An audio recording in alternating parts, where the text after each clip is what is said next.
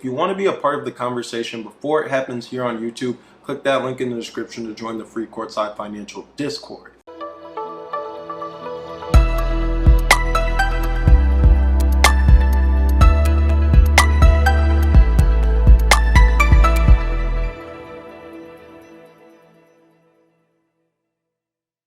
What's going on, everyone? My name's Obi, and welcome back to the Courtside Financial Podcast, your go-to podcast for business and technology news.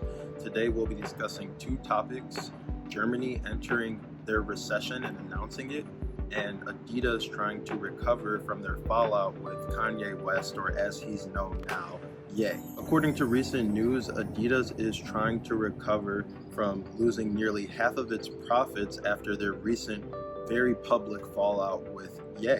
According to a recent article from Bloomberg, millions of Yeezy sneakers are still sitting in storage facilities in the US and China and awaiting their fate. The article describes these limited edition sneakers as unique and eye-catching, with designs ranging from snug turtleneck sweaters for your feet to soles resembling teeth or pillowy clouds. However, Adidas has struggled to determine how to handle their surplus of Yeezy inventory. This article mentions that Adidas executives in Germany have debated various options, such as donating the products to disaster-stricken areas or even burning them. Eventually, they decided to sell the footwear and donate a portion of the proceeds to charity. The remaining unsold sneakers are expected to be made available to the public later this month. The split with Kanye West, who was a major driving force behind Adidas' success, has exposed some long-standing issues with the company. Before the partnership ended, Adidas shoes accounted for a significant portion of the company's revenue and profits. The article highlights that Adidas became dangerously dependent on one person to achieve its financial goals, neglecting other aspects of the business. The consequences of this over-reliance on the Yeezy brand are evident. Adidas is now projecting an operating loss of $700 million this year, its first since the 1990s. The company also faces the challenge of discounting over $6 billion worth of unsold footwear and apparel due to supply chain difficulties and exaggerated demand. Jane Werning, head of ESG capital markets and stewardship at the Union Investment, believes that Adidas needs a major overhaul to recover from this Yeezy disaster. In November, Adidas fired its CEO Kasper Rorsted 3 years early and appointed Bjorn Golding, the CEO of Puma, as his replacement. Golden faces the task of turning the company around after examining Adidas' financial estimates. He emphasized the need for faster decision-making and expressed confidence in restoring Adidas as the best sports brand. The article also sheds light on the history of Adidas and its previous attempts to compete with Nike. It mentions missed opportunities like the refusal to sign Michael Jordan in 1984 and the failure of the Prada-Beyonce collaboration. However, Adidas did find success with the Yeezy line, and partnership with Kanye West brought significant revenue for the company. Unfortunately, the relationship between Ye and Adidas deteriorated over time, leading to their split. West accused Adidas of stealing his designs and expressed his desire to work independently without corporate involvement. The departure has left Adidas with the challenge of reclaiming lost profits and finding new avenues for growth. It's clear that Adidas is facing a challenging period as it navigates the aftermath of the Yeezy partnership. The company must address its over-reliance on a single brand and implement changes to regain profitability. We'll be keeping a close eye on Adidas' future moves and how they strive to recover from this financial setback. According to this next article from Yahoo Finance, Germany has suffered a winter recession, marking its second quarter of negative economic growth. The German economy contracted by 1.7% in the final quarter of last year, following a 1.2% decline in the previous quarter. The main factors contributing to this decline were supply chain disruptions, labor shortages, and a slowdown in global trade. This article highlights that Germany's manufacturing sector, which is a key driver of the country's economy, experienced a significant slump during this period. The supply chain disruptions caused by the global pandemic and the ongoing shortage of semiconductors have hampered production and export activities.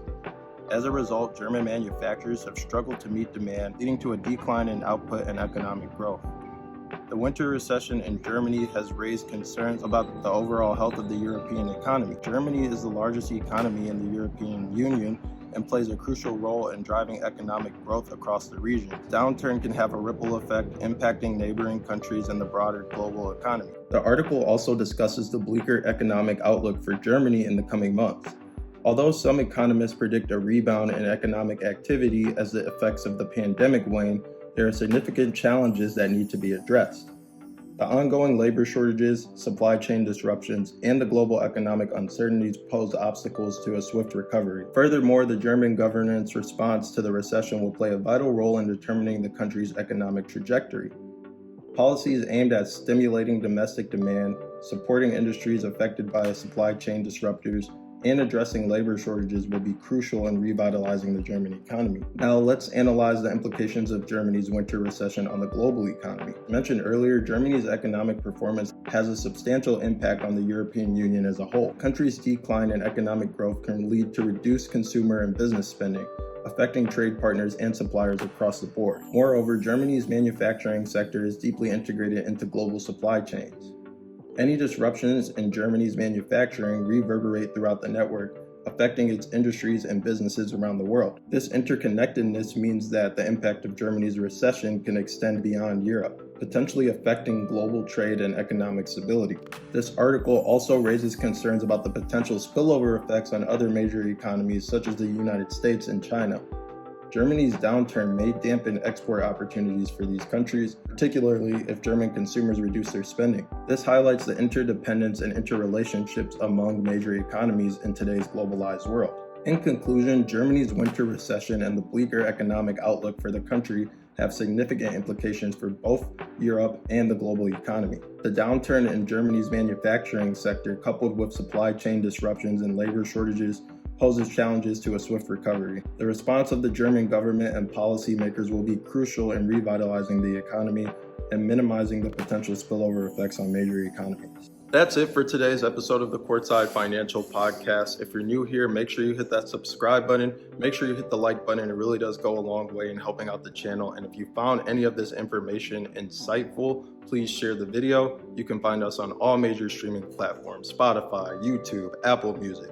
That's going to be it from me today. You guys have a good Memorial Day weekend.